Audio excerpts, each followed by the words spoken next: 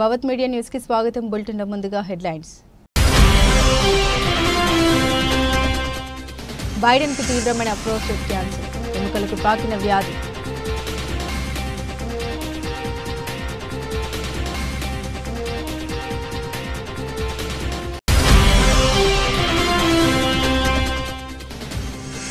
మళ్లీ ఉధృతంగా కరోనా వ్యాప్తి, కొత్త వ్యాక్సిన్ కు America green signal.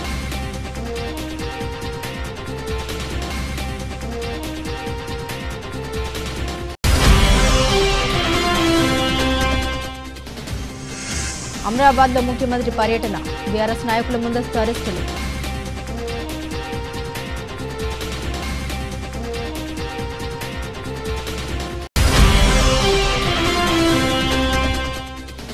Kantamaneni Ravishankar కు చెందిన తెలుగు వన్ డిజిటల్ మీడియా వజ్రోత్సవం, హాజరైన సీఎం చంద్రబాబు.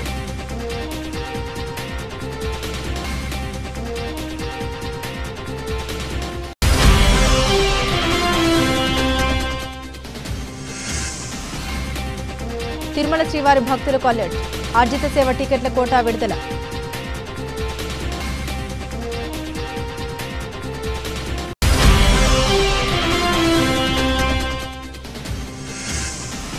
నష్టాల్లో మొదలైన మార్కెట్లు, 106 పాయింట్ల పతనమైన సెన్సెక్స్.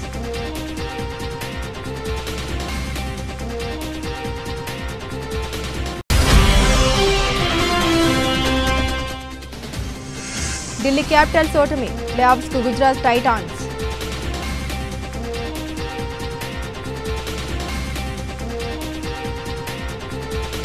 అమెరికా మాజీ అధ్యక్షుడు జో బైడెన్ తీవ్ర అనారోగ్యానికి గురయ్యారు. ఆయనకు అత్యంత తీవ్రమైన ప్రోస్టేట్ క్యాన్సర్ సోకినట్లు వైద్యులు నిర్ధారించారు. ఈ విషయాన్ని ఆయన కార్యాలయం ఆదివారం ఒక అధికారిక ప్రకటనలో వెల్లడించింది. ఈ వార్త అమెరికా రాజకీయ వర్గాల్లోనే కాకుండా ప్రపంచవ్యాప్తంగా ఆందోళన రేకెత్తించింది. గత వారం నుండి మూత్ర సంబంధిత సమస్యలు ఎక్కువ కావడంతో పాటు ప్రోస్టేట్ గ్రంథిలో ఒక కణితిని గుర్తించిన వైద్యులు పలు పరీక్షలు నిర్వహించారు. ఈ పరీక్షల అనంతరం గత శుక్రవారం జో బైడెన్ కు ప్రోస్టేట్ క్యాన్సర్ ఉన్నట్లు తేలిందని ఆయన కార్యాలయ ప్రతినిధులు తెలిపారు. వ్యాధి తీవ్రతను సూచించే గ్లీజర్ స్కోర్ 9 గ్రేడ్ గ్రూప్ 5 గా ఉందని, క్యాన్సర్ కణాలు ఎముకలకు కూడా విస్తరించాయని మెటాస్టాటిస్ ప్రకటనలో పేర్కొన్నారు. అయితే ఈ క్యాన్సర్ హార్మోన్లకు స్పందించే తత్వం కలిగి ఉండడం కొంత ఊరటనిచ్చే అంశమని, దీనివల్ల సమర్థవంతమైన చికిత్స అందించేందుకు వీలు ఉంటుందని వైద్యులు భావిస్తున్నట్లు సమాచారం. ప్రస్తుతం మాజీ అధ్యక్షుడు బైడెన్, ఆయన కుటుంబ సభ్యులు వైద్య నిపుణులతో కలిసి అందుబాటులో ఉన్న చికిత్స మార్గాలపై సమీక్ష జరుపుతున్నారని కార్యాలయం వివరించింది. 82 ఏళ్ల బైడెన్ ఈ ఏడాది ఆరంభంలో అధ్యక్ష పదవి నుండి వైదొలిగిన సంగతి తెలిసిందే. బైడెన్ అనారోగ్య వార్త తెలియగానే రాజకీయాలకు అతీతంగా పలువురు నాయకులు స్పందించారు. జో బైడెన్ అనారోగ్య నిర్ధారణ గురించి విని నేను, మెలానియా విచారం వ్యక్తం చేస్తున్నాం. జిల్ కుటుంబ సభ్యులకు మా ప్రగాఢ సానుభూతి తెలియజేస్తున్నాం. జో త్వరగా విజయవంతంగా కోలుకోవాలని ఆకాంక్షిస్తున్నాం అని ట్రూత్ సోషల్ మాధ్యమంలో ట్రంప్ పోస్టు చేశారు. బైడెన్ త్వరగా కోలుకోవాలని మాజీ అధ్యక్షుడు బరాక్ ఒబామా ఆకాంక్షించారు. బైడెన్ అధ్యక్షుడిగా ఉన్న సమయంలో ఉపాధ్యక్షురాలిగా పనిచేసిన కమలా హ్యారిస్ కూడా స్పందిస్తూ జో ఒక యోధుడు, ఈ సవాలును కూడా ఆయన ఎప్పట్లాగే ధైర్యంగా ఎదుర్కొంటారని నాకు తెలుసని ఎక్స్లో పోస్టు చేశారు. మాజీ అధ్యక్షుడు బరాక్ ఒబామా సైతం బైడెన్ త్వరగా కోలుకోవాలని ఆకాంక్షించారు.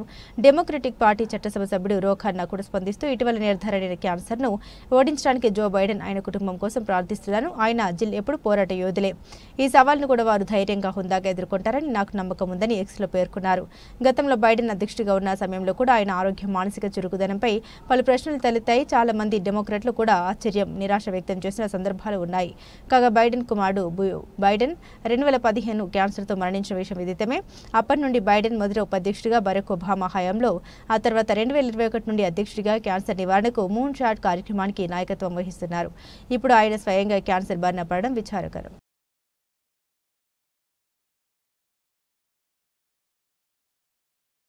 ప్రపంచవ్యాప్తంగా పలు దేశాల్లో, ముఖ్యంగా హాంకాంగ్, సింగపూర్ వంటి ఆసియా దేశాల్లో కరోనా కేసులు మళ్లీ పెరుగుతున్నాయి. గత కొన్ని వారాలుగా ఇన్ఫెక్షన్ల సంఖ్య గణనీయంగా పెరగడమే కాకుండా ఆసుపత్రుల్లో చేరేవారి సంఖ్య కూడా అధికమవుతుండడం ఆందోళన కలిగిస్తుంది. బ్లూంబెర్గ్ నివేదిక ప్రకారం ఈ నగరాల్లో కోవిడ్ కేసులు, ఆసుపత్రి చేరికలు, మరణాలు కూడా పెరుగుతున్నట్టు తెలుస్తుంది. వ్యాక్సిన్ల ద్వారా లభించిన రోగ నిరోధక శక్తి క్రమం తగ్గడం, LP81 XFC వంటి కొత్త వేరియంట్ల వ్యాప్తి దీనికి కారణంగా నిపుణులు భావిస్తున్నారు. దీంతో ప్రజలు ముందు జాగ్రత్తగా కరోనా బూస్టర్ డోస్ తీసుకోవాలని, ఫ్లూ మాదిరిగానే కోవిడ్ వ్యాక్సిన్ కూడా పరిగణించాలని సూచిస్తున్నారు. ఈ నేపథ్యంలోనే పెరుగుతున్న ముప్పును దృష్టిలో ఉంచుకొని America food and drug administrations Novavax సంస్థ అభివృద్ధి చేసిన కొత్త వ్యాక్సిన్ కు ఆమోదం తెలిపింది. అమెరికాకు చెందిన అంటువ్యాధుల నిపుణుడు డాక్టర్ మార్క్ ఈరూ ప్రకారం ప్రస్తుతం ప్రపంచవ్యాప్తంగా LP 8.1 వేరియంట్ కారణంగా కేసులు అధికమవుతున్నాయి. నమోదవుతున్న కేసుల్లో సుమారు 70% ఈ వేరియంట్ వల్లేనని, మరో 9% కేసులకు XFC వేరియంట్ కారణమని ఆయన తెలిపారు. ఒమిక్రాన్ అసలు వేరియంట్ స్థానంలో దాని ఉప వేరియంట్లు వ్యాప్తిలో ఉన్నాయని పేర్కొన్నారు. ఈ కొత్త వేరియంట్లు తీవ్ర ప్రాణాంతకమైనవి కానప్పటికీ తగిన నిరోధక శక్తి వల్ల సులభంగా వ్యాప్తి చెందుతున్నాయని నిపుణులు చెబుతున్నారు. ఏప్రిల్ నుండి LP 8.1 వేరియంట్ UK, ఆస్ట్రేలియా సహా అనేక దేశాల్లో ప్రభావం చూపుతుంది. ప్రపంచ ఆరోగ్య సంస్థ WHO జనవరిలోనే LP 8.1 ను అండర్ మానిటరింగ్ వేరియంట్గా గుర్తించింది. ప్రజలు అప్రమత్తంగా ఉంటూ అవసరమైన జాగ్రత్తలు తీసుకోవాలని నిపుణులు హెచ్చరిస్తున్నారు.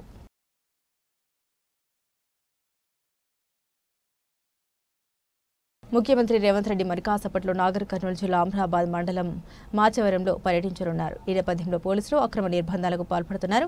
అమ్రాబాద్ మండలంలోని బీఆర్ఎస్ శ్రేణులు చెంచు నాయకులను ముందస్తు అరెస్టు చేశారు. ఈ సందర్భంగా పలువురు చెంచు నాయకులు మాట్లాడారు. చెంచుల కోసం తీసుకొచ్చిన పథకాల్లో భాగంగా పొడు భూములు కలిగిన కొంతమంది రైతులకు ఈ పథకాన్ని పరిచయం చేస్తున్నారన్నారు. అదేవిధంగా చెంచుల అభివృద్ధి కోసం మన్ననూరులో ఐటీడీఏ కార్యాలయాన్ని ఏర్పాటు చేయాలని డిమాండ్ చేశారు. గతంలో ఇక్కడున్న ఐటీడీఏ కార్యాలయాన్ని ఇతర ప్రాంతాలకు తరలించారని, దాన్ని తిరిగి మన్ననూరుకు తీసుకురావాలన్నారు. చెంచుల కోసం ఏర్పాటు చేసిన ముఖ్యమంత్రి సమావేశానికి చెంచు నాయకులను అరెస్టు చేయడం ఏంటని ప్రశ్నించారు. హామీ ఇచ్చిన అన్ని పథకాలను అమలు చేస్తామని చెప్పుకునే కాంగ్రెస్ ప్రభుత్వం లంబాడి గిరిజనులు అరెస్టు చేయడం ఏంటన్నారు. అరెస్ట్ అయిన వారిలో చెల్లపల్లి గ్రామానికి చెందిన చెంచు నాయకులు మల్లికార్జున్, గురవయ్య ఉన్నారు. హైదరాబాద్ పాత బస్తీలోని గుల్జర్ హౌస్ ప్రాంతంలో సంభవించిన ఘోర అగ్ని ప్రమాదంలో మృతి చెందిన వారి కుటుంబాలకు ముఖ్యమంత్రి రేవంత్ రెడ్డి 5 లక్షల చొప్పున తక్షణ ఆర్థిక సహాయం ఎగ్జిగ్రేషియా ప్రకటించారు. ఈ దురదృష్టకర సంఘటనలో 17 మంది అమాయకులు ప్రాణాలు కోల్పోవడం పట్ల ఆయన తీవ్ర దిగ్భ్రాంతిని వ్యక్తం చేశారు. మృతుల ఆత్మకు శాంతి చేకూరాలని ప్రార్థిస్తూ వారి కుటుంబ సభ్యులకు తన ప్రగాఢ సానుభూతిని వ్యక్తపరిచారు. ప్రమాద వార్త తెలిసిన వెంటనే ముఖ్యమంత్రి రేవంత్ రెడ్డి హుటాహుటిన స్పందించారు. అగ్నిమాపక పోలీసు ఉన్నతాధికారులతో ఫోన్లో మాట్లాడి సహాయక చర్యల పురోగతిని ఎప్పటికప్పుడు ఆరా తీశారు. రేవంత్ రెడ్డి ఘటనా స్థలంలో సహాయక చర్యల్ని వేగవంతం చేయాలని, క్షతగాతులకు మెరుగైన వైద్య సేవలు అందించాలని అధికారులను ఆదేశించారు. ఈ దుర్ఘటనపై సమగ్ర విచారణ జరిపి ప్రమాదానికి గల కారణాలను లోతుగా దర్యాప్తు చేయాలని స్పష్టం చేశారు. భవిష్యత్తులో ఇలాంటి దుర్ఘటన పునరావృతం కాకుండా పటిష్టమైన నివారణ చర్యలు చేపట్టాలని, ప్రజల్లో భద్రతా ప్రమాణాలపై అవగాహన కల్పించాల్సిన ఆవశ్యకతను నొక్కి చెప్పారు. క్షతగాతులకు అందుతున్న వైద్య సహాయంపై ముఖ్యమంత్రి ప్రత్యేక దృష్టి సారించారు. అందులో ఉన్న మంత్రులు, ఉన్నతాధికారులు తక్షణమే ఘటనా స్థలానికి చేరుకొని పరిస్థితిని సమీక్షించాలని, బాధితులకు అన్ని విధాల అండగా నిలవాలని సూచించారు. కొందరు బాధితుల కుటుంబ సభ్యులతో నేరుగా ఫోన్లో మాట్లాడిన ముఖ్యమంత్రి వారికి ధైర్యం చెప్పి ప్రభుత్వం అన్ని విధాలా ఆదుకుంటుందని భరోసా ఇచ్చారు. ఈ ప్రమాదంలో అగ్నిమాపక సిబ్బంది చూపిన ధైర్య సాహసాలను ముఖ్యమంత్రి ప్రశంసించారు. ప్రాణాలకు తెగించి మంటల్లో చిక్కుకున్న సుమారు 40 మందిని వారు సురక్షితంగా కాపాడగలిగారని తెలిపారు. వారి సకాల స్పందన వల్ల మరిన్ని ప్రాణ నష్టం జరగకుండా నివారించగలిగామని అన్నారు. ప్రభుత్వం బాధితులందరికీ అండగా ఉంటుందని, వారికి అవసరమైన సహాయ సహకారాలు అందిస్తుందని సీఎం రేవంత్ రెడ్డి పునరుద్ఘాటించారు. ఎకానమీ సృష్టికి చిరునామాగా తెలుగు జాతి ఉంటుందని, నాలెడ్జ్ ఎకానమీ ఎంటర్‌ప్రెన్యూర్ తెలుగు ప్రజలు ముందుండాలని ముఖ్యమంత్రి చంద్రబాబు నాయుడు ఆకాంక్షించారు. ఎన్ని జన్మలైనా తాను తెలుగు జాతిలోనే పుట్టి సేవ చేయాలని కోరుకుంటున్నామని అన్నారు. హైదరాబాద్లో ఆదివారం నాడు కంఠంనేని రవిశంకర్కు చెందిన తెలుగు వన్ డిజిటల్ మీడియా వజ్రోత్సవంలో సీఎం చంద్రబాబు పాల్గొన్నారు. జ్యోతి ప్రజ్వలన చేసి కార్యక్రమాన్ని ప్రారంభించారు. అనంతరం ప్రసంగించారు Babu. Telugu one digital media ప్రయాణం 2000 సంవత్సరంలో ప్రారంభమై నేడు 400 ఛానల్స్తో ప్రతి దేశంలో ఉంది. రవిశంకర్ మంచి కృషి పట్టుదలతో ఉన్నారు. నేను విజన్ రూపొందిస్తే దానికి సమానంగా ఆయన కూడా ఛానల్ అభివృద్ధిలో విజన్ రూపొందించుకొని ముందుకెళ్తున్నారు. ఒకప్పుడు ఆకాశవాణి తప్ప ఏమీ ఉండేవి కాదు. తర్వాత వార్తాపత్రికలు వచ్చాయి. తర్వాత సమాజంలోకి ఎలక్ట్రానిక్ మీడియా వచ్చింది. 2003లో అలిపిరిలో నాపై మావోయిస్టులు దాడి చేశారు. అప్పుడు ఒక జెమిని మాత్రమే ఉంది, కానీ ఇప్పుడు అనేకంగా ఉన్నాయి. రవిశంకర్ లాంటి వ్యక్తులు అనేక ఛానల్స్ తీసుకొచ్చారు. ప్రస్తుతం ఇంట్లోనే కూర్చొని ఛానల్ పెట్టుకున్న ఆదాయాన్ని కూడా పొందే అవకాశం వచ్చింది. న్యూస్ పేపర్కు సర్క్యులేషన్, శాటిలైట్ ఛానల్కు టీఆర్పీ, యూట్యూబ్ ఛానల్కు వ్యూస్, సబ్స్క్రైబ్స్ ఉంటాయి. తెలుగు వన్ ఛానల్ ఇప్పటివరకు 55 బిలియన్ వ్యూస్, 120 మిలియన్ల సబ్స్క్రైబర్స్ ఉన్నారు. 16 లక్షల వీడియోలను, 1500కు పైగా సినిమాలు ఉన్నాయి. తిరుగులేని శక్తిగా తెలుగు వన్ తయారైంది. కంఠంనేని రవిశంకర్ అమరావతి రాజధానిపైన సినిమా కూడా తీశారు. నాడు భయపెట్టే పరిస్థితులు ఉన్నా వెనక్కి తగ్గకుండా న్యాయం, ధర్మం, అమరావతికి అన్యాయం జరిగిందని చెప్పి సినిమా తీశారు. సెన్సార్ పేరుతో విడుదల కానివ్వకుండా చేస్తే యూట్యూబ్లో వదిలారు. 2000 మంది పేదలకు ఉచితంగా ఆపరేషన్లు చేయించారు. ఆయన సేవ కార్యక్రమాల పట్ల అభినందన తెలుపుతున్నాను. తెలుగు వన్ పూర్తి పురస్కార గ్రహీతలకు అభినందన తెలుపుతున్నానని బాబు అన్నారు. ఏది చేయాలన్నా విశ్వసనీయత అవసరం. ఎన్జీఓ మీడియాకు విశ్వసనీయత ఉండాలి. స్వాతంత్రోద్యమ సమయంలో పత్రికలు, జర్నలిస్టు కీలక పాత్ర పోషించారు. కానీ ఇప్పుడు పోటీ ప్రపంచంలో విలువలు పడిపోతున్నాయి. సోషల్ మీడియాతో ఎంత లాభం ఉందో అంత నష్టం ఉంది. సోషల్ మీడియాను వేదికగా తీసుకొని వ్యక్తిత్వ హననం, తప్పుడు సమాచారానికి పాల్పడుతున్నారు. దీనిపై నియంత్రణ అవసరం. ఇళ్లలో ఉండే ఆడబిడ్డల వ్యక్తిత్వాన్ని హననం చేస్తే సమాజానికి హాని కలుగుతుంది. కేంద్ర రాష్ట్ర ప్రభుత్వాలు నిష్పక్షపాత మీడియాను ప్రోత్సహించే అంశంపై ఆలోచిస్తాయి. దుర్మార్గపు ఆలోచించేసేవారిని నియంత్రించాల్సి ఉంది అని బాబు అన్నారు. పాలెగవీడు మండలం బెట్టెతండా మరియు జాన్బహాడ్ గ్రామంలో ఎత్తిపోతల పనులను పరిశీలించారు రాష్ట్ర నీటిపారుదల పౌర సరఫరాల మంత్రి ఉత్తమ్ కుమార్ రెడ్డి. ఈ సందర్భంగా మంత్రి ఉత్తమ్ కుమార్ రెడ్డి మాట్లాడారు. నీటి లభ్యత ఉన్న ప్రతి చోట ఎత్తిపోతల పథకాన్ని నిర్మించి కొత్త ఆయకట్టును సాగులోకి తేవాలన్నది ప్రభుత్వ సంకల్పంగా పెట్టుకుని ముందుకు పోతున్నామన్నారు. అందులో భాగంగానే మూసి నీటితో ఇది పూర్తయితే బెట్టెతండా, పాడెతండా, సజ్జాపురం తదితర గ్రామాలకు చెందిన 2041 ఎకరాలు సస్యశ్యామలంగా మారుతాయని ఆయన తెలిపారు. బెట్టెతండా వద్ద ఎత్తిపోతల పథకాన్ని నిర్మిస్తున్నామన్నారు. 2176 మంది రైతాంగానికి లబ్ధి చేకూర్చనున్న ఈ ఎత్తిపోతల పథకం మీద ప్రభుత్వం 33.83 కోట్లు ఖర్చు పెడుతుందన్నారు. అంటే ఒక్క ఎకరాకు 1,66,000 ఖర్చు పెట్టి కొత్త ఆయకట్టును సద్యంలోకి తీస్తున్నట్లు ఆయన వివరించారు. పైగా ఈ ఎత్తిపోతల పథకం పూర్తయితే లబ్ధి పొందేది పెద్ద సంఖ్యలో గిరిజన రైతులని ఆయన చెప్పుకొచ్చారు. ఈ ఎత్తిపోతల పథకాన్ని యుద్ధ ప్రాతిపదికన పూర్తి చేసేందుకు గాను ఇప్పటికే భూసేకరణ పూర్తి చేసి భూ నిర్వాసితులకు నగదు చెల్లించినట్లు ఆయన తెలిపారు. పనులు వేగవంతంగా పూర్తి చేసి ఆగస్టు మాసాంతానికి నీరు అందిస్తామని మంత్రి ఉత్తమ్ కుమార్ రెడ్డి స్పష్టం చేశారు. ఇది మన హయాంలోనే బెట్టెతండా, పాడెతండా, సజ్జాపురం గ్రామాలకి 2041 ఎకరాలకి నిర్మాణంలోనే లిఫ్టు. మీ అందరూ తెలుసు మూసీ నది. ఈ నీళ్లతో ఇక్కడ మరి పొలాలకు నీళ్ళు ఇవ్వడానికి ఈ లిఫ్ట్ నిర్మాణం చేయిస్తున్నాం. మొత్తం లిఫ్ట్ ఖర్చు 33.83 కోట్ల రూపాయలు. దీనివల్ల 2041 ఎకరాలకి నీళ్లు పారబోతున్నాయి.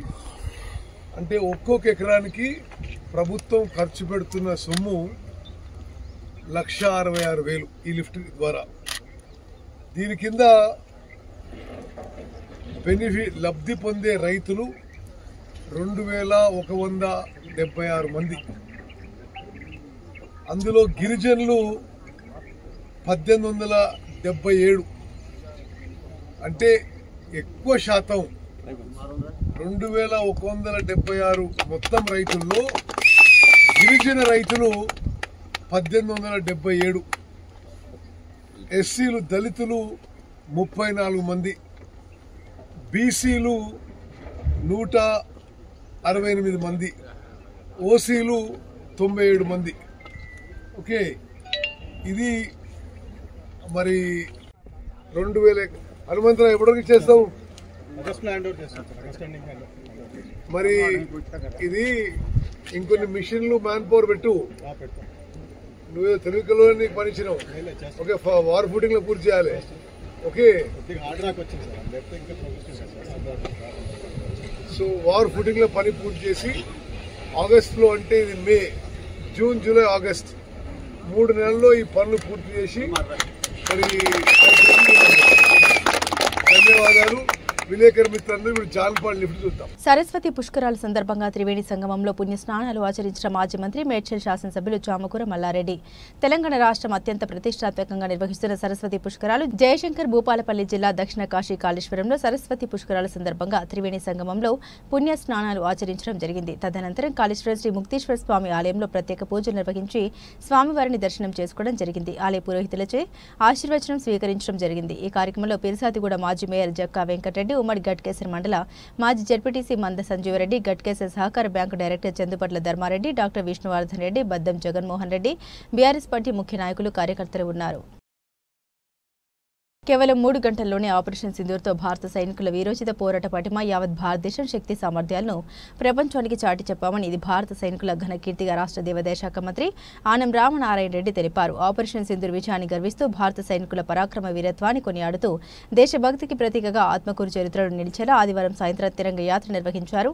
తిరంగ యాత్రను రాష్ట్ర దేవాదాయ శాఖ మంత్రి ఆనం రామనారాయణ రెడ్డి జెండా ఊపి ప్రారంభించారు.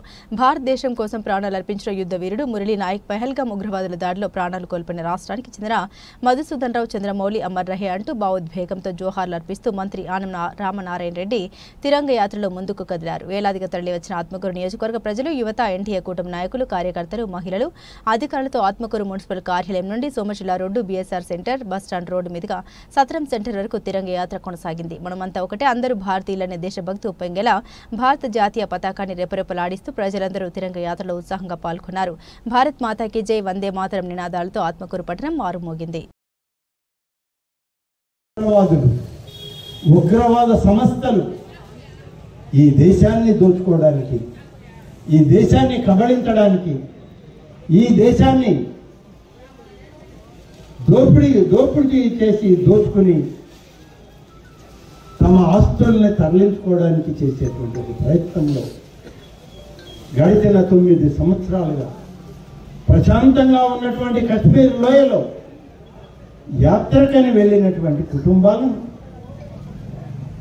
తలకి తుపాకీ పెట్టి భార్య ముందే భర్తని, బిడ్డల ముందే తండ్రిని, తల్లి ముందే కొడుకుని హతమార్చినటువంటి సంఘటన ఈ దేశంలో 27 మంది హతమయ్యారు అని అంటే ఎంత దుష్పరిణామాలు ఈ దేశానికి వచ్చాయో ఒకసారి ఆలోచించాం. అందుకే ఈరోజు దేశమంతా ఒక్కటిగా ఉంది. ఇటువంటి ఉగ్రవాదాన్ని మేము క్షమించము, రాజీ పడమని ఇవాళ భారతదేశ ప్రభుత్వం, దేశ ప్రధాని ఇవాళ అన్ని దేశాలకి చెప్పే ప్రయత్నం చేశారు. సర్దుకుపోయేటువంటి ధోరణి, మనస్తత్వం మంది, కానీ ఉగ్రవాదమే వాళ్ళకి కావలసినటువంటి. ఉగ్రవాదులు లేకపోతే ఆ దేశానికి మిలిటరీ లేదు. ఉగ్రవాదులు లేకపోతే ఆ దేశ మిలిటరీకి, ఆ దేశానికి ప్రభుత్వం లేదు, రాజకీయ నాయకులు లేరు. ఉగ్రవాదుల వల్లనే అక్కడ మిలిటరీ పరిపాలన, ఉగ్రవాదుల సహకారంతోనే ఆ దేశ ప్రభుత్వాలు ఇవాళ పరిపాలిస్తున్నాయి. అంటే ఉగ్రవాదం లేకపోతే ఆ దేశానికి మనుగడే లేదు. మళ్ళీ అన్నార్తులై భారతదేశానికి రావాల్సింది. ఇది అక్కడి పరిస్థితి. అప్పులు లేదు, దొరికే పరిస్థితి లేదు, తినడానికి తిండి లేదు, తాగడానికి నీళ్లు లేవు. సింధు జలాలను 3 రోజులు ఆపితే మేము అన్యాయం అయిపోయాం, కరువు వారిని పడ్డాం, మమ్మల్ని ఆదుకోడిని గుక్కడి నీళ్లు పొందేని అడిగే పరిస్థితి. అక్కడ ఉన్నటువంటి ఉగ్రవాదులు వాళ్ళ మీద తిరుగుబాటు వాళ్ళ ప్రజలు చేస్తున్నారు, ప్రభుత్వం మీద. ఈ కుటుంబంలో జరిగిన విషాద ఘటన ఇంకొకరికి జరగకుండా ప్రభుత్వం చర్యలు తీసుకోవాలి. ఇంత పెద్ద అగ్ని ప్రమాదం జరిగినప్పుడు అంబులెన్స్లో ఆక్సిజన్ మాస్క్ లేకుండా, ఫైర్ ఇంజన్లో నీళ్లు లేకుండా ఘటనా స్థలానికి రావడం వల్లే మా కుటుంబ సభ్యులను కోల్పోయామని బాధితులు చెబుతున్నారన్నారు బీఆర్ఎస్ వర్కింగ్ ప్రెసిడెంట్ కేటీఆర్. నిన్న జరిగిన దుర్ఘటన హైదరాబాద్ చరిత్రలోనే అతిపెద్ద దుర్ఘటన. అగ్ని ప్రమాదం ఏదైతే జరిగిందో, ఒకటే కుటుంబంలో 17 మంది చచ్చిపోవడం అంటే నిజంగా కూడా మనసున్న ఎవరికైనా నిన్న ఆ సంఘటన దృశ్యాలు, ఆ తర్వాత వాళ్ళ కుటుంబ సభ్యుల ఆర్తనాదాలు వింటే గుండె కదిలిపోయే పరిస్థితి. బాధాకరం ఏంటంటే ఇక్కడికి వచ్చిన తర్వాత కుటుంబ సభ్యులు, అగర్వాల్ సమాజం యొక్క వాళ్ళ కుటుంబం యొక్క సభ్యులతో మాట్లాడుతుంటే 2.5 ఏళ్ల పాపను నిన్న అక్కడ సమాధి చేసి వచ్చినాం. అంతకంటే మాకు ఈ జీవితంలో ఇంతకంటే దౌర్భాగ్యమైన రోజు ఇంకోటి ఉండదు. మేము ఎందుకు బతుకున్నామా అనే బాధ అవుతుంది సార్. మేము ఎవరిని నిందిస్తలేము, ఎవరిని ఏమంటలేము, కానీ ఇక్కడ అగ్ని ప్రమాదం జరిగిందని చెప్పంగానే ఏ ఫైర్ బ్రిగేడ్ అయితే వచ్చిందో అది నీళ్లు లేకుండా అరకొరగా వస్తే లాభమైంది, వసతులు లేకుండా వస్తే లాభమైంది. వచ్చిన ఆ ఫైర్ సర్వీస్ వాళ్ళు కూడా మాకు మాస్క్ లేదు కాబట్టి లోపలికి పోలేకపోతున్నామంటే ఇంతకంటే అన్యాయం ఉంటుందా? అట్లే వచ్చిన అంబులెన్స్ లో కూడా మాస్కులు పెట్టకపోతే, ఎందుకంటే ఎప్పుడైనా అగ్ని ప్రమాదంలో ఆ పొగతోని ఊపిరాడదు, ఆ ఊపిరాడకనే ఊపిరి పోతుంది, ప్రాణాలు పోతాయి. అట్లాంటప్పుడు ఆక్సిజన్ మాస్కులు లేకుండా, అట్లాంటప్పుడు వచ్చిన అంబులెన్స్ లో కనీస సౌకర్యాలు లేకుండా వస్తే ఎట్లా? ఆ సౌకర్యాలు ఆ ఫైర్ ఇంజన్ లా అంబులెన్స్ లో ఉంటే కొన్ని ప్రాణాలు బతుకుతుండే, కొంతమంది అన్న మా వాళ్ళు బతుకుతుండే అనే బాధ. ఇలా రాజకీయం లేదు, ఎవరిని తిట్టేది లేదు, కానీ ఒకటి మాత్రం వాస్తవం, ఇంత లాపర్వా ఉంటే మాత్రం ప్రజల ప్రాణాలు మల్లబోయే ప్రమాదం ఉంది. వాళ్ళు ఎంత గొప్ప వాళ్ళంటే ఒకటే కుటుంబంలో 17 మంది చచ్చిపోయినాక కూడా వాళ్ళు అంటున్న మాట ఏంది ఇక్కడికి వచ్చినాకంటే ఎవరిని తిడతలేరు, వాళ్ళు రాజకీయం చేస్తలేరు, ఎవరిని ఫలానా వాళ్ళు మంచోళ్ళు కాదు చెడ్డోళ్ళు అంటలేరు. మాకు ఇక్కడుండే హిందువులు సాయం చేసిండ్రు, ఇక్కడుండే ముస్లింలు సాయం చేసిండ్రు, అందరు వచ్చిండ్రు, అందరు సహాయపడ్డారు, అందరు కాపాడిండ్రు. కానీ మాకు జరిగింది ఇంకొకరికి జరగద్దు. కనీసం ఇప్పుడన్నా ప్రభుత్వం మేల్కొనాలే, ఇప్పుడన్నా ముందుకొచ్చి ఈ రాష్ట్రంలో, ఈ నగరంలో మళ్ళొక్క ప్రాణం ఫైర్ యాక్సిడెంట్ లో పోకుండా కాపాడండి సార్, మాకు అంతకంటే ఏమొద్దు. దయచేసి మీరు వచ్చిండ్రు సంతోషంగా, భవిష్యత్తులో ఇట్లా కాకుండా చూసుకోండి అని ఒకటే ఒక్క మాట వాళ్ళు చెప్తున్నారు. శ్రీవారి భక్తులకు తిరుమల తిరుపతి దేవస్థానం శుభవార్త చెప్పింది. శ్రీవారి ఆర్జిత సేవ టికెట్లకు సంబంధించిన ఆగస్టు నెల కోటాని ఈ నెల 19న ఉదయం 10 గంటలకు టీటీడీ ఆన్లైన్లో విడుదల చేయనున్నట్టు తెలిపింది. ఎలక్ట్రానిక్ డిప్ కింద కేటాయించే టికెట్ల కోసం 21వ తేదీ ఉదయం 10 గంటల వరకు పేర్లను ఆన్లైన్లో నమోదు చేసుకోవచ్చని పేర్కొంది. టికెట్లు పొందిన భక్తులు 21 నుండి 23న మధ్యాహ్నం 12 గంటలలోపు డబ్బు చెల్లిస్తే టికెట్లు మంజూరవుతాయని దేవస్థానం బోర్డు చెప్పింది. 22న కళ్యాణోత్సవం, ఊంజల్ సేవ, ఆర్జిత బ్రహ్మోత్సవం, సహస్ర దీపాలంకార సేవ, శ్రీవారి సాలకట్ల పవిత్రోత్సవాల టికెట్లను 22న ఉదయం 10 గంటలకు విడుదల చేయనున్నట్టు తెలిపింది. అదే రోజున మధ్యాహ్నం 22 గంటలకు వర్చువల్ సేవలు, వాటి దర్శన స్లాట్లకు సంబంధించిన ఆగస్టు నెల కోటాను అందుబాటులో ఉంచనున్నట్టు పేర్కొంది. అంగ ప్రదక్షిణం టోకెన్ల కోటాను మే 23న ఉదయం 10 గంటలకు ఆన్లైన్లో విడుదల చేస్తామని చెప్పింది. శ్రీవాణి ట్రస్ట్ టికెట్లకు సంబంధించిన లైన్ కోటాను 23న ఉదయం 11 గంటలకు టీటీడీ విడుదల చేయనున్నట్లు పేర్కొంది. వయోవృద్ధులు, దివ్యాంగులు, దీర్ఘకాలిక వ్యాధులున్న వారు తిరుమల శ్రీవారిని దర్శించుకునేందుకు వీలుగా ఉచిత ప్రత్యేక దర్శన టోకెన్ల కోటాను 23న మధ్యాహ్నం 3 గంటలకు రిలీజ్ చేయనున్నట్లు వివరించింది. ఇక ప్రత్యేక ప్రవేశ దర్శన టికెట్ల కోటాను 24న ఉదయం 10 గంటలకు ఆన్లైన్లో అందుబాటులో ఉంచనున్నట్లు వివరించింది. తిరుమల తిరుపతిలో ఆగస్టు నెల గదుల కోటాను అదే రోజున మధ్యాహ్నం 3 గంటలకు ఆన్లైన్లో విడుదల చేస్తామని తెలిపింది. శ్రీవారి సేవ, తిరుమల తిరుపతి పరకామణి సేవ, నవనీత సేవ, గ్రూప్ లీడర్, సీనియర్ సేవక్స్ సేవల జూలై నెల కోటాను మే 29న ఉదయం 11 గంటలకు విడుదల చేయనున్నట్లు తెలిపింది. భక్తులందరూ టీటీడీ దేవస్థానమ్స్ AP.gov.in వెబ్సైట్ ద్వారా శ్రీవారి ఆర్జిత సేవలు, దర్శన టికెట్లు బుక్ చేసుకోవాలని కోరింది. తెలంగాణలో కాంగ్రెస్ ప్రభుత్వం అమలు చేస్తున్న మద్యంతరపై బీఆర్ఎస్ ఎమ్మెల్యే హరీష్ రావు ధ్వజమెత్తారు. బీర్లను, బార్లను నమ్ముకుని మద్యం అమ్మకాల ద్వారా ఖజానా నింపుకోవడమే మార్పని ప్రస్తుత ప్రభుత్వం చెబుతోందని విమర్శించారు. ఎన్నికల ముందు ఇచ్చిన హామీలను గాలికి వదిలి కేవలం ఎక్సైజ్ ఆదాయం పెంచుకోవడంపై దృష్టి సారించిందని, ఎక్సైజ్ ఆదాయంలో తెలంగాణ రైజింగ్ అంటే ఇదేనా అంటూ ప్రభుత్వాన్ని సూటిగా ప్రశ్నించారు. హైదరాబాద్లో ఆయన మాట్లాడుతూ కాంగ్రెస్ ప్రభుత్వ పాలనను అటకెక్కించి ప్రజా సంక్షేమాన్ని విస్మరించిందని ఆరోపించారు. గతంలో బీఆర్ఎస్ ప్రభుత్వంపై మద్యం విషయంలో నానా రాద్ధాంతం చేసిన కాంగ్రెస్ నేతలు ఇప్పుడు అధికారంలోకి రాగానే బీర్ల ధరలు 15% పెంచారు. త్వరలో మద్యం ధరలు కూడా పెంచి పేద మధ్యతరగతి ప్రజల నడ్డి విరవడానికి సిద్ధమయ్యారన్నారు. ఇదేనా మీరు తెస్తామన్న మార్పడి హరీష్ రావు నిలదీశారు. ఎన్నికల మేనిఫెస్టో అభయహస్తంలో ఎక్సైజ్ విధానాన్ని పునఃసమీక్షించి సవరణ చేస్తామని, బెల్ట్ షాపుల్ని పూర్తిగా రద్దు చేస్తామని ఇచ్చిన హామీలు ఆయన గుర్తు చేశారు. ఎక్సైజ్ విధానాన్ని సమీక్షించడం అంటే ధరలు ఇష్టానుసారం పెంచడమేనా? ముఖ్యమంత్రి గారు బెల్ట్ షాపులు రద్దు చేయకపోగా కొత్తగా మైక్రో బ్రూవరీల ఏర్పాటుకు తెరలేపడం దేనికి సంకేతం అని ప్రశ్నించారు హరీష్ రావు.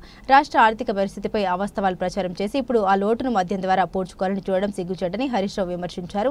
రాష్ట్రాన్ని తాగుబోతుల తెలంగాణగా మార్చి మద్యం ద్వారా వచ్చే ఆదాయంలో తెలంగాణను నంబర్ 1 చేయాలని చూస్తున్నారా అంటూ తీవ్ర ఆగ్రహాన్ని వ్యక్తం చేశారు. గ్రామీణ జిల్లాలు, పట్టణ ప్రాంతాల్లో ప్రతి 30 కిలోమీటర్లకు ఒకటి చొప్పున 100కు పైగా మైక్రో బ్రూవరీల ఏర్పాటుకు సిద్ధమవుతున్నారన్న వార్తలపై ఆయన ఆందోళన వ్యక్తం చేశారు. ఇది యువత భవిష్యత్తును నాశనం చేయడమేనని, ఇంతకంటే దిగజారుడు పాలన ఉండదని అన్నారు.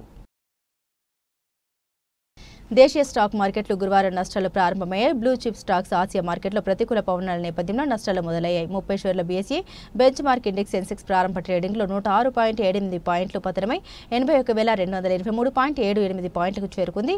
ఎన్ఎస్ఈ నిఫ్టీ 38.45 పాయింట్లు తగ్గి 24,628.45 పాయింట్లకు చేరుకుంది. ప్రస్తుతం సెన్సెక్స్ 280.95 పాయింట్లు తగ్గి 81,049.61 పాయింట్ల వద్ద కొనసాగుతుంది. నిఫ్టీ 58.85 పాయింట్లు తగ్గి 24,608.05 పాయింట్ల వద్ద ట్రేడ్ అవుతుంది. సెన్సెక్స్ లో Power Grid, IndusInd Bank, Axis Bank, Sun Pharma, Infosys, Mahindra and Mahindra, Kotak Mahindra bank, HDFC బ్యాంకులు నష్టాలు చవిచూశాయి. Tata Motors, Adani Sports, Tata Steel, Tech Mahindra, UltraTech Cement లాభాలు నమోదు చేశాయి. ఇదిలా ఉండగా విదేశీ సంస్థాగత పెట్టుబడిదారులు బుధవారం 931.80 కోట్ల విలువైన షేర్లను కొనుగోలు చేశారు. ఆసియా మార్కెట్లో దక్షిణ Korea KOSPI, Japan Nikkei 225 index, Shanghai SSE composite index, Hong Kong Seng నష్టాలతో ట్రేడ్ అవుతున్నాయి.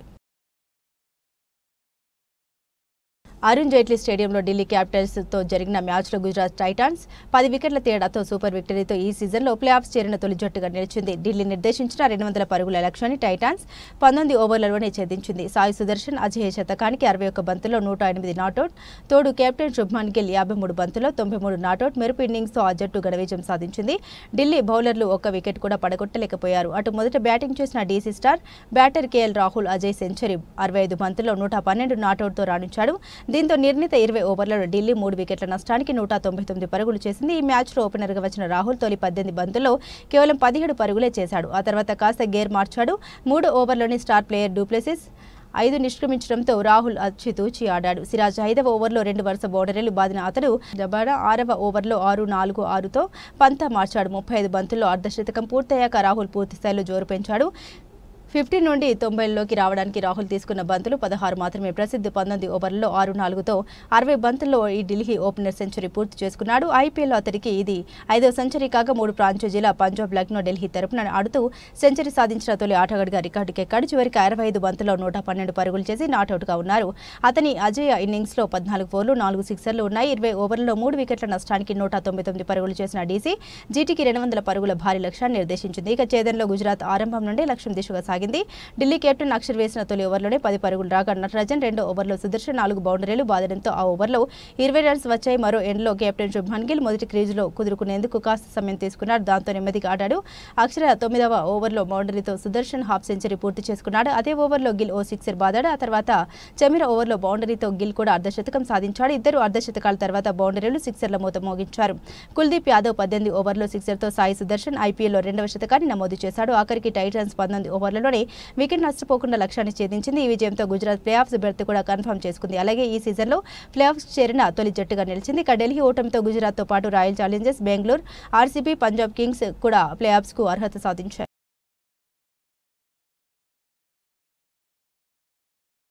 బులెటిన్ ముగించే ముందు హెడ్లైన్స్ మరోసారి. బైడెన్కు తీవ్రమైన ప్రోస్టేట్ క్యాన్సర్, ఎముకలకు పాకిన వ్యాధి.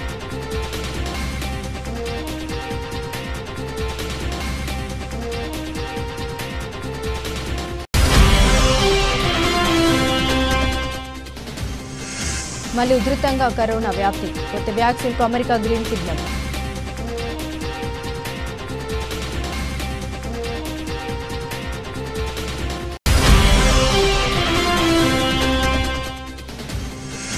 అమరాబాద్లో ముఖ్యమంత్రి పర్యటన, బీఆర్ఎస్ నాయకుల ముందస్తు అరెస్టులు.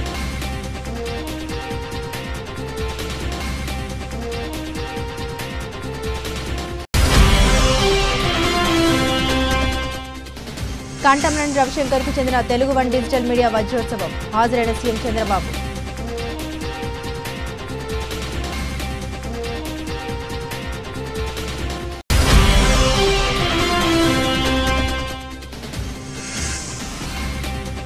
తిరుమల శ్రీవారి భక్తులకు అలర్ట్, ఆర్జిత సేవ టికెట్ల కోటా విడుదల.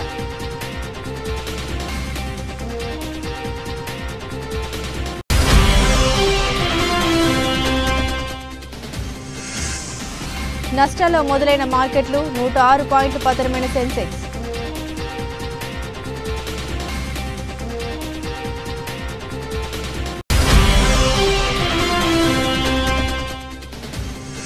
ఢిల్లీ క్యాపిటల్స్ ఓటమి, ప్లే ఆఫ్స్కు గుజరాత్ టైటాన్స్.